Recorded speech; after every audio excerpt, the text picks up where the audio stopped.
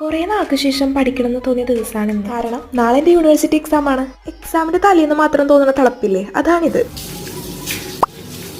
ഇതുവരെ ഞാൻ ലാപ്ടോപ്പ് ഉപയോഗിച്ചിരുന്നത് സിനിമ കാണാനാണ്. എന്റെ പ്ലാൻ ഉള്ള PPT അപ്ലോഡ് ചെയ്തിട്ട് ചാറ്റ് GPT പഠിപ്പിച്ചു തരാം. മൊത്തത്തിൽ 9 PPT ഉണ്ട്. ഒരു PPT കണ്ടപ്പോൾ തന്നെ എന്റെ കിളി പോയി. എഴുത്തും കുത്തുന്നല്ല, ചാറ്റ് GPT പറയുന്ന കാര്യം അങ്ങോട്ട് വായിക്കാം. ഈ എക്സാമിന് ഒരു പ്രത്യേകത ഉണ്ട്. ഞാനിവിടെ വന്നിട്ട് എഴുതുന്ന ആദ്യത്തെ ഫൈനൽ എക്സാം ആണ്. വിശപ്പ്, പഠിക്കാനിരുന്ന വിശപ്പ് തന്നെ എഗ് ബനാന സാൻഡ്വിച്ച് ഉണ്ടാക്കി. എന്നിട്ട് വീണ്ടും ഞാൻ പഠിക്കാനിരുന്നു. 2 പേജ് വായിച്ചപ്പോഴേക്കും ഞാൻ നേരത്തെ പറഞ്ഞ പോലെ എനിക്ക് തിന്നാൻ തോന്നുന്നു ഗൈസ്.